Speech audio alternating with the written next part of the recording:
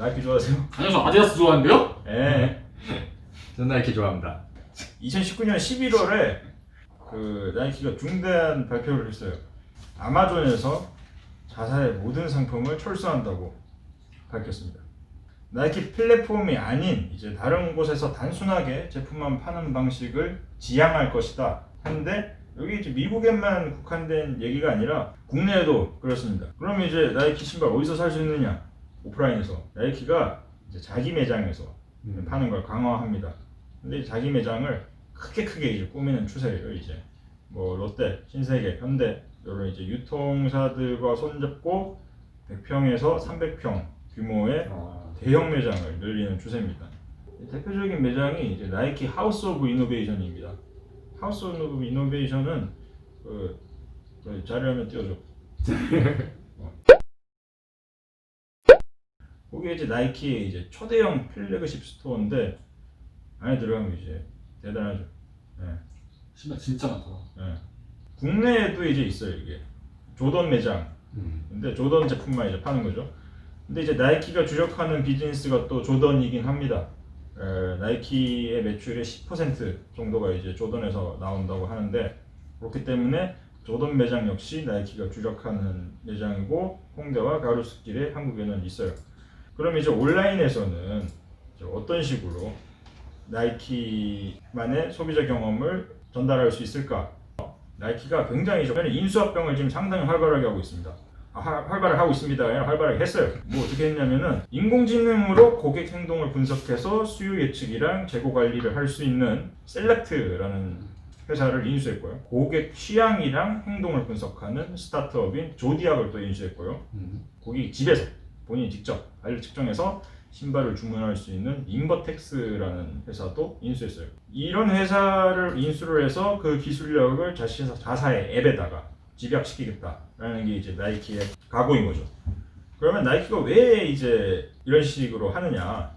D2C, 그러니까 다이렉트 투 커스터머에 집중을 하느냐라고 생각을 해볼 수가 있는데 이유는 이제 크게 세 가지입니다. 데이터 확보, 유통 경로 간의 가격 갈등 해소. 마지막 이유로는 가장 기본적인 이유인데 레스모아 같은 중간 벤더가 사라지게 되면은 유통 마진이 이제 극대화되겠죠. 그렇죠. 예. 이 세 가지 이유가 나이키가 자사 어플을 강화하고 자사 매장을 크게 만드는 이유라고 할 수 있겠죠. 그래서 이제 이 나이키의 D2C 판매 비중은 점점 증가하는 추세입니다. 2019년의 경우에는 이제 110억 달러인데 총 매출의 32% 정도거든요. 사실 소비자 입장에서는 더 싼 게 사고 싶거든. 그리고 나이키가 유통 마진을 줄이거나 이걸 줄였다고 해서 정가가 싸지는 건 아니니까. 그러면 소비자에게 줄 수 있는 게 가격적인 만족이 안 나면 다른 데서 만족을 줘야 될 텐데 예를 들면 플래그십 스토어가 나이키만의 그 체험을 하게 되는데 이거 말고는 사실 잘 모르겠어요. 그런데 유통 구조 개선이 되면은 가격 문제는 자연스럽게 좀 해결이 될 수 있지 않을까. 왜냐면은 마진을 많이 떼가니까 가격을 비싸게 팔 수밖에 없어요. 근데 이제 그걸 다 줄이기 시작하면은 하나씩 줄여 나가면서 D2C 비중 늘리면은 수수료 떼갈 거를 생각 안 하고 가격 측정을 해도 되니까 이제 싸게 팔 수가 있는 거죠. 유통 마진을 준다고 해서 가격을 절대 줄이거나 하지는 않을 것 같은데 그래서 오히려 프리미엄 제품이나 하이엔드 라인에 더 만들지 않을까. 당장 조던 플래그십 스토어도 그 개념으로 만든 것 같아요. 저번에 또 하는 거랑 좀 비슷한 맥락이 될 수 있을 것 같은데 오히려 온리 나이키가 됐으니까 나이키 내에서 저가 모델하고 프리미엄 브랜드가 더 지금보다 양극화가 더 심해지지 않을까. 근데 이제 나이키만 그런 게 아니라 D2C가 하나의 일반적인 현상입니다. 제조업체들의. 왜냐하면은 플랫폼이 너무 강해졌어요. 요 몇 년 사이에. 아마존 같은 경우는 뭐 어디가 끝인지도 모를 정도로 계속 세력을 확장하고 있고 그렇지. 한국 같은 경우도 쿠팡이 뭐 한 5년 전만 해도 쿠팡이 이렇게 클 줄 알았습니까? 지금도 계속 적자가 나오고 있지만 이건 규모를 키우기 위해서 계속 적자를 내는 거니까 그런 식으로 플랫폼이 너무나도 커지니까 일방적으로 납품 단가를 후려치거나 상품 노출이나 검색 순위에서 불이익을 줄 수도 있고 무소불위의 권력을 갖고 있게 되다 보니까 D2C로 직접 몰을 만들어서 내 제품 내 플랫폼에서 팔겠다라는 기업이 이제 늘어나고 있는 거죠. 근데 이제 D2C를 외치는 건 좋아. 소비자 입장에서는 쿠팡 아마존이 더 편하지. 훨씬 편하지. 네. 동원몰에서는 햇반 못 사잖아요. CJ몰에서는 햇반 살 수 있는데 참치 못 사잖아요. 그러니까 내가 참치랑 햇반 사려면은 두 곳에 다 가입을 해야 되는 거잖아요. 그러니까 D2C를 외치는 건 좋은데 과연 사람들이 이거에 다 반응을 해서 따라올까? 라는 의문이 항상 존재를 했고 약간 좀 지지부진한 면이 없잖아 있었는데 코로나가 이제 또 그런 현상을 많이 타개를 시켜줬어요. CJ 더마켓의 경우에는 햇반과 비비고 등 간편식 매출이 지난해 2월인 그러니까 19년 2월과 비교해서 84%가 증가했습니다. CJ만 그런 게 아니라 대상, 오뚜기, 동원 다 D2C 매장을 갖고 있고 CJ가 성장한 만큼 다 이 양반들도 다 성장을 한 거예요. 지금 소비자를 이런 식으로 거의 뭐 반강제적으로 끌어들일 수 있는 찬스가 한번 크게 있었으니까 앞으로도 D2C 몰의 발전 속도가 더 빨라지지 않을까. D2C로는 사실 나이키나 네, CJ급은 돼야지 그죠. 어느 정도 마켓 크기가 돼야지 D2C를 운영할 수 있지 않을까.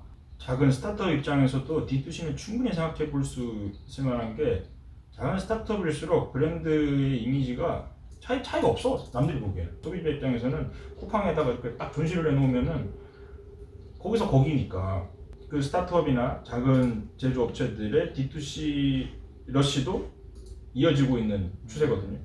왜냐하면 인스타나 페이스북이나 유튜브 광고를 때리면 내 D2C 몰로 끌어들일 수 있는 거니까. 쿠펫 같은 경우. 그죠.